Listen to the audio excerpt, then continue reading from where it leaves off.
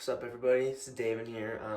I'm here in my control panel, basically, and I thought I'd just give you guys a little rundown of how I actually recorded the new album. And this sounded like a cool idea to me about maybe showing you guys what I do, so that way you guys kind of understand what goes into making these albums.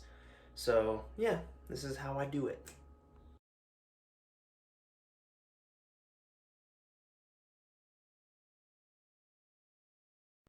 Well, first things first, this is what I use to record everything. It's a Tascam portable studio. It's got 32 tracks. It's a DP32SD for anyone who's interested in getting their own.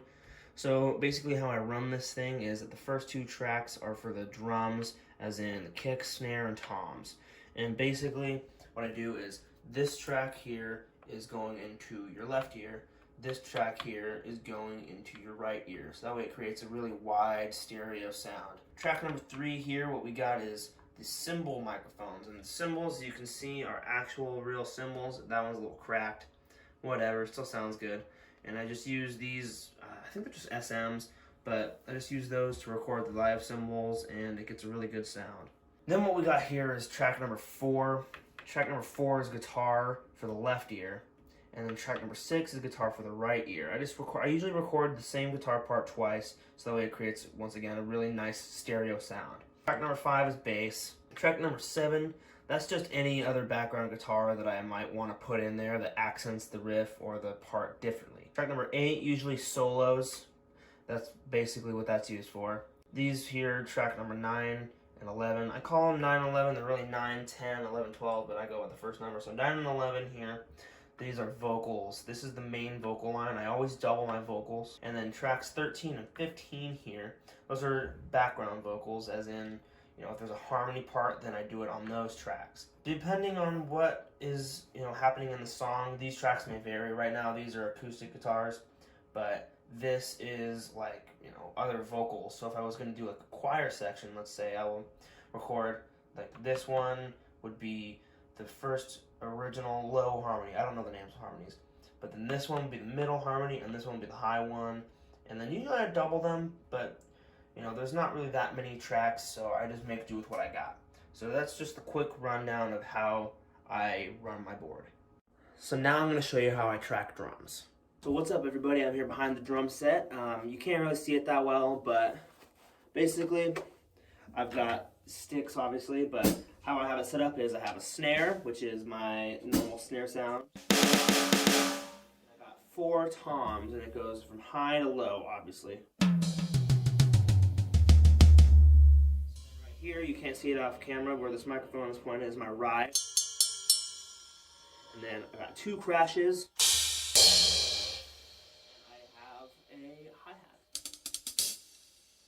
So let me just play a quick little beat. You can't really see my face, but this is what happens. 1, 2, 3, 4.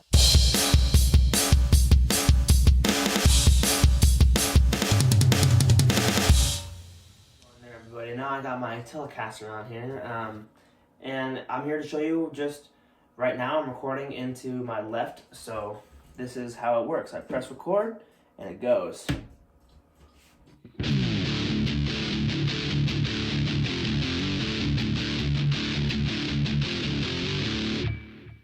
Yeah. So now what I'm going to be doing is recording into my right ear, which is just duplicating the exact same guitar part that I played. So let's give it a go.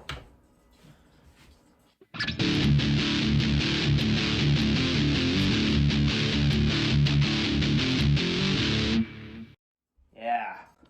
So now we're recording on the track 7, which is my guitar that I like to just do little accents. And, I actually just, depending on how the song goes, I like to experiment with different things. So for this one, this is just a quick little demo tape, so I just a little chug, dun, dun, dun, dun. So maybe I'll do the octave.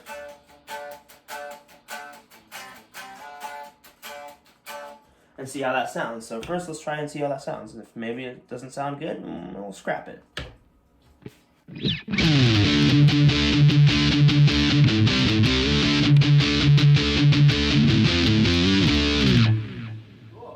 Actually doesn't sound too bad. Anyway, now we're going to move on to some bass.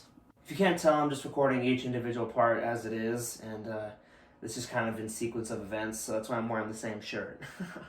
So what I'll do is turn on track number 5 here, and yeah, so we're gonna just do a little quick bass line. This is a 5-string. It's an Ibanez. No, it isn't. It is an SDGR. No, yeah, okay. Sound gear by Ibanez. I'm just dumb. That's how it happens, I guess. And it's 5-string. What I love about 5 strings is you can get the low B. It just really fattens up the sound, basically, is what it does. So what I'm going to do now is add a little bass line. Let's just give it a go.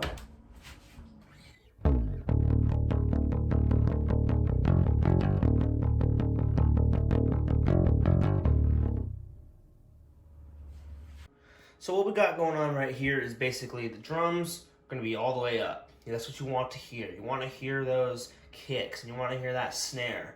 The cymbals, I always keep them a little bit lower because you don't want those to be the standout. At least I don't personally. So then right here, I have these guitars. It doesn't look like they're level, but in the headphones, they are actually. They're very, what's the word? Equal, yeah. And then right here, number 7, usually I like to keep this track a little lower so you don't really know you're hearing it, but you're hearing it. It really gives it a different dynamic. And then track number 5, bass, I have to keep that right between the middle so it's like a little staircase going up. And then what we do is we press rewind once, and it takes us, as you can see, I've got 33 minutes worth of stuff recorded here. And we press play and we see how it sounds. And this is me reacting to it for the first time, so yeah. 1, 2, 3.